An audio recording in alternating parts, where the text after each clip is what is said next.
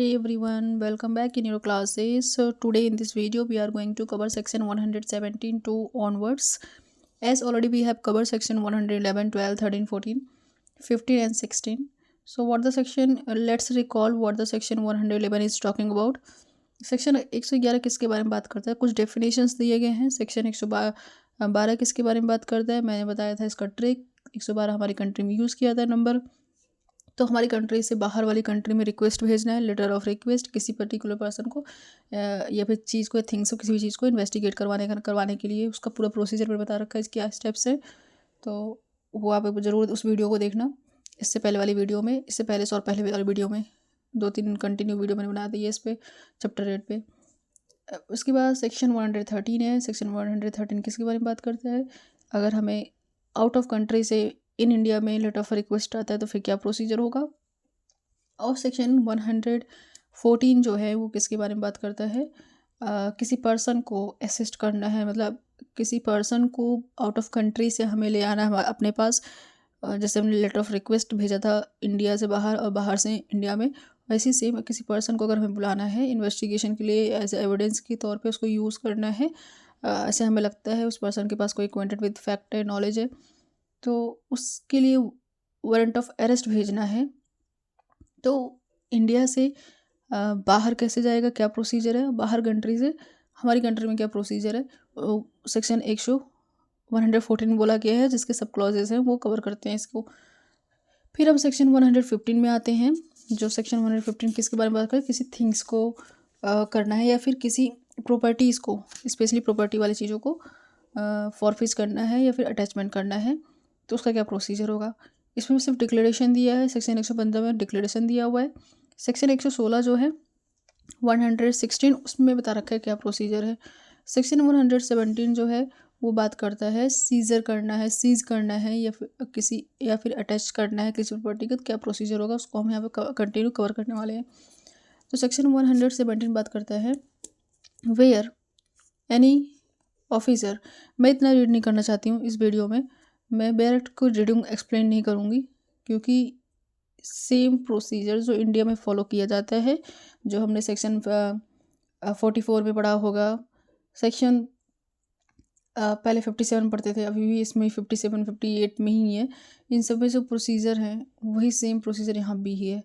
तो अगर हम देखें सेक्शन 57 क्या था हमारा, सब पढ़ चुके हैं, एक बार रीड कर चुके हैं.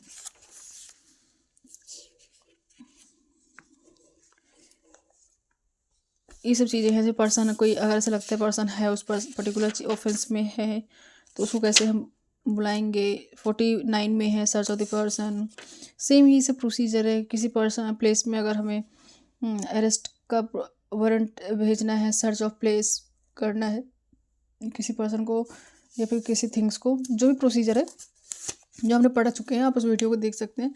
वही सेम प्रोसीजर यहाँ पे फॉलो किया जा रहा है. बस डिफरेंस ये है कि क्योंकि हम यहाँ पर रेसिप्रोकल अरेंजमेंट पढ़ रहे हैं, इसीलिए इसको हम एक अलग चैप्टर में डाले हुए हैं और इसीलिए इसको हमें पढ़ना पड़ रहा है. अदरवाइज़ मैं आपको डायरेक्टली बता देती हूँ इसमें क्या है. अगर आप इसको डायरेक्ट रीडिंग करोगे तो ईजिली आपको अंडरस्टैंडिंग हो जाएगी. देखो सेक्शन 117 ये बोलता है कि किसी चीज़ करना है, अटैच करना है किसी प्रॉपर्टी को. तो यहाँ पे सिंपल सी बात है, अगर कोई इन्वेस्टिगेशन करना है, इंक्वायरी करना है 116 के अकॉर्डिंग, तो यहाँ पे और ऐसे लगता है कोर्ट को, यहाँ पे हर चीज़ कोर्ट कर रहा है, कोर्ट को ऐसा लगता है कि ऐसे बिलीव है कि कोई पर्टिकुलर पर्सन है वो अपनी प्रॉपर्टी को कंसील कर रहा है या फिर डिस्पोज कर देगा, ट्रांसफ़र कर देगा, कुछ ऐसा वो ऐसी चीज़ें करने वाला है. उस कंडीशन में वो जो कोर्ट है ऑर्डर पास कर देगी, ठीक है, उस पर्सन को कि ऐसी चीज़ें ना करे. कंसील और date with the manner in which result of, जैसे लगता है प्रॉपर्टी को डिस्पोज कर किया जा सकता है, तो यहाँ पे कोर्ट जो है ऑर्डर दे देगी अटैचमेंट करने के लिए डायरेक्टली, और बोलेगी ऐसे प्रॉपर्टी को क्या नहीं करना है, ट्रांसफ़र नहीं करना है without consent of the court. उस या फिर उस पर से ऑर्डर पास कर देगी उस प्रॉपर्टी पे, उस प्रॉपर्टी को टच नहीं करना है जब तक कोर्ट का फर्दर ऑर्डर ना आ जाए. ठीक है, तो इसमें ये लिखा है. और नेक्स्ट वाले क्लॉज में 30 डेज़ का लिमिटेशन पीरियड दिया है. इम्पॉर्टेंट है, इसको भी याद रखना. सेक्शन, इसमें जो पूरा सेक्शन जितने भी है इसमें 30 डेज़ का ही इंपॉर्टेंट है। 30 डेज हर जगह लिखा हुआ है। सेक्शन 118 में अगर हम देखे जाए तो यहाँ पे लिखा हुआ है कि क्या प्रोसीजर होगा अगर प्रॉपर्टी कोई सीज़ करनी है, फॉरफिट करना है, तो क्या मैनेजमेंट है, कौन करेगा, क्या प्रोसीजर है। कोर्ट जो है हमेशा डीएम को ऑर्डर करती है, डीएम जो है अपने सब असिस्टेंट्स को ऑर्डर करती है उन प्रॉपर्टी को जिस प्रॉपर्टी को अटैच करना है, आगे उसको इंक्वायरी करके उसका रिपोर्ट सबमिट करती है कोर्ट के पास। ठीक है, सब कुछ वही लिखा हुआ है same. The administrator appointed under subsection 1 shall receive the manage the property in relation to which the order has been made। तो एडमिनिस्ट्रेटर जिसको ऑर्डर हमने दिया है, कोर्ट ने जिसको ऑर्डर कहा दिया है, वो वहाँ के डीएम उसको इन्वेस्टिगेट करेंगे, पता कराएंगे। Subject to such condition as में specify by the central government. और अंडर सेक्शन 100 मैनर किसके, जैसे सेक्शन 117 में कहा गया है उस प्रोसीजर को फॉलो करते हुए, और सेक्शन 120 का प्रोसीजर फॉलो करते हुए उस चीज़ को एग्जीक्यूट करेगा डीएम एसडीएम, जो भी एडमिनिस्ट्रेटिव अथॉरिटी है, कोर्ट के ऑर्डर को फुलफिल करेंगे। बट जो कंडीशंस हैं सेंट्रल गवर्नमेंट ने दिया है उस कंडीशन को भी माइंड में रखते हुए, क्योंकि यहाँ पे जो चीज़ें हो रही हैं आउट ऑफ कंट्री की सारी फॉरफीचर अटैचमेंट की बात हो रही है। यहाँ पे हम यहाँ पे जो भी चीज़ें कर रहे हैं एज अ इंडिया में जैसे होता है वही प्रोसीजर फॉलो कर रहे हैं, ये हमारा, या फिर जो सेंट्रल गवर्नमेंट ने कही है, जो रूल एंड रेगुलेशन जो सेंट्रल गवर्नमेंट ने बनाए हैं उस कंडीशन को फॉलो करते हुए। एडमिनिस्ट्रेटर जो है shall take such measure central government में डायरेक्ट, जैसे सेंट्रल गवर्नमेंट कहेगी वैसे ही करेंगे, उस रूल के अकॉर्डिंग चलेंगे। ऑर्डर बस पास करती है कोर्ट, जो प्रोसीजर है जो सेंट्रल गवर्नमेंट देती है उसके अकॉर्डिंग चलना पड़ता है। ठीक है, 119 जो है वो नोटिस के बारे में बात करता है, नो नोटिस। तो यहाँ पे बोला है कोई भी प्रॉपर्टी है फॉरफिट करवानी है, अगर हो रही है फॉरफिट, तो यहाँ पे उस पर्सन को 116 के अकॉर्डिंग प्रोसीजर यहाँ पे फॉलो कर रहे हैं। तो यहाँ पे कोर्ट जो है, अगर ऐसा लगता है कोर्ट को कोई प्रॉपर्टी जो क्राइम में इन्वॉल्व है, किसी ऑफेंस के होने में उस प्रॉपर्टी का है, हाँ ऐसी चीज़ लगता है इन्वॉल्व है प्रॉपर्टी, उसका फॉरफिट करना ज़रूरी है, उसका अटैचमेंट करना ज़रूरी है, तो तो उस पर्सन को नोटिस इशू किया जाएगा। यहाँ पे लिखा हुआ है it may be serve notice upon the such person. Court जो है उस पर्सन को नोटिस इशू करेगी कि प्रॉपर्टी जो है दे दिया जाए। 30 दिन के अंदर उसको प्रेजेंट होने के लिए कही कोर्ट के अंदर। अगर वो प्रेजेंट हो जाता है तो आगे प्रोसीडिंग होगी, और कोर्ट यहाँ पे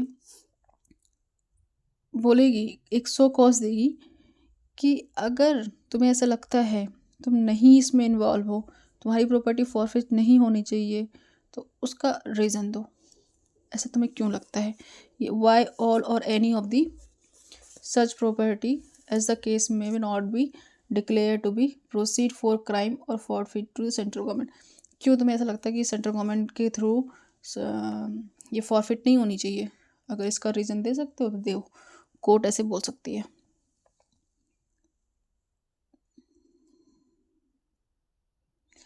इसमें इस क्लॉज में लिखा हुआ है किसी और भी पर्सन को ऐसा लगता है उस प्रॉपर्टी में इंटरेस्टेड है, तो उस पर्सन को भी नोटिस दे दिया जाएगा। ठीक, सेक्शन 120 किसके बारे में बात करता है ये पढ़ लेते हैं। इसमें भी कुछ भी नहीं है, सिंपल सी प्रोसीजर है। ये सर्टेन केस के बारे में बात किया गया। इससे पहले जो हमने पढ़ा फॉरफिट, एक पर्टिकुलर जो हमें पता है हाँ ये प्रॉपर्टी है और यही प्रॉपर्टी क्राइम में यूज़ हुआ है, उसका क्या प्रोसीजर है। अगर कोई कुछ ऐसी कंडीशन, कुछ और अगर कंडीशंस होती हैं, कुछ और प्रॉपर्टीज़ हैं ऐसी फॉरफिट करनी है, जो कुछ ऐसी सिचुएशन ऐसी अराइज होती है, उन कंडीशन में क्या होगा, उन प्रॉपर्टी कैसे फॉरफिट होगा। द कोर्ट में after considering the explanation if any to the show cause to notice issued under sub section 100, जिस पर्सन को हमने नोटिस दिया था 119 के तहत, जिसको हमने बुलाया था,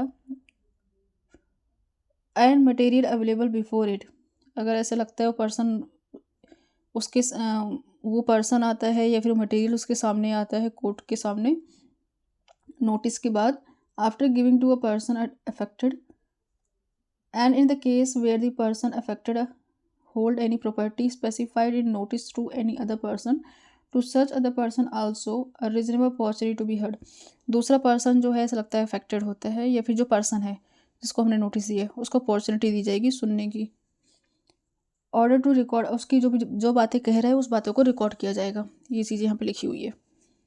फिर provided that a person affected, चाहे वो पर्सन या फिर जो उसके थ्रू जो और कोई पर्सन है जो अफेक्ट हो रहा है उस नोटिस से, उस फॉरफिट होने वाली प्रॉपर्टी से, इस प्रोसीडिंग से, तो does not appear before the court, अगर वो नहीं प्रेजेंट होता है 30 दिन के अंदर, फिर से 30 आ गया, 30 याद करना है, 30 दिन के अंदर अगर नहीं प्रेजेंट होता है तो कोर्ट क्या करेगी?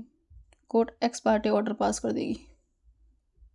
हमेशा जो प्रोसीजर है फॉलो करते हैं, पहले बुलाएगी सुनने के लिए, आओ 30 दिन के अंदर आ जाओ, नहीं आती है 30 दिन के अंदर नहीं आते हैं, चाहे वो चाहे जिस पर्सन जो दूसरा पर्सन इफेक्ट हो रहा है उस प्रॉपर्टी के फॉरफिट होने से जिसका इंटरेस्ट है, तो उसके against x party order pass होएगा।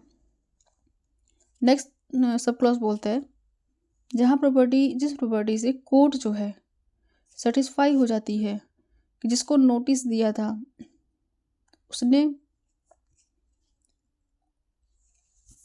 But it's not possible to, जिस प्रॉपर्टी के लिए उन्होंने नोटिस इशू किया था और प्रॉपर्टी पर्सन और थिंग्स जो भी हैं वो चीज़ें आ गई हैं, बट आइडेंटिफाई नहीं कर पा रहे हैं कि यही था कि नहीं था। वो चीज़ें तो मिल गई हैं, क्राइम वाली चीज़ें मिल गई हैं प्रॉपर्टी, बट कंफर्म नहीं हो रहा है कि आइडेंटिफाई नहीं कर पा रहे कि यही वाला है एग्जैक्टली, 2-3 में से यही है। तो क्या होगा? कोर्ट जो है यहाँ पे अपने बेस्ट ऑफ इट्स जजमेंट, जो ऐसा लगता है, या तो दोनों प्रॉपर्टी को साथ में अटैच कर देगी, या फिर जो ऐसे बेस्ट ऑफ जजमेंट लगता है वो लिख के आगे प्रोसीड कर देगी, वो कोर्ट आगे सेंट्रल गवर्नमेंट को दे देगी। Where court record a finding under this section effect that any properties proceed to a crime and such properties shall stand forfeit to central government free from all the compulsions। Court यहाँ पे central government को दे देगी, कोई भी उसके ऊपर ये तो कंफर्म करना चाहिए, कोर्ट इस चीज़ को कंफर्म करेगी कि इसके ऊपर कोई इनकम्बरेंस नहीं है, ठीक है। Where any share in company, अगर कोई कंपनी है उसका फॉरफिट हो रहा है तो उसमें क्या है, सब्जेक्ट टू दी जो लॉ है उनका अपना स्पेसिफिक लॉ है, उन लॉ को ध्यान में रखते हुए, ठीक है, 2013 का जो एक्ट है कंपनी लॉ, उनको भी चीज़ों को माइंड में रखते हुए इस प्रोसीजर को फॉरवर्ड किया जाएगा, प्रोसीड किया जाएगा। नेक्स्ट हमारा सेक्शन 121 है 121 टू 124, इसको हम नेक्स्ट वीडियो में कवर करेंगे, हमारा चैप्टर कंप्लीट हो जाएगा। तो सेक्शन पूरा मिला के 24 सेक्शन कवर करता है ये, क्योंकि ये 111 से है ना, 14 सेक्शन कवर करता है ये, ठीक है। चलिए नेक्स्ट वीडियो मिलते हैं फिर।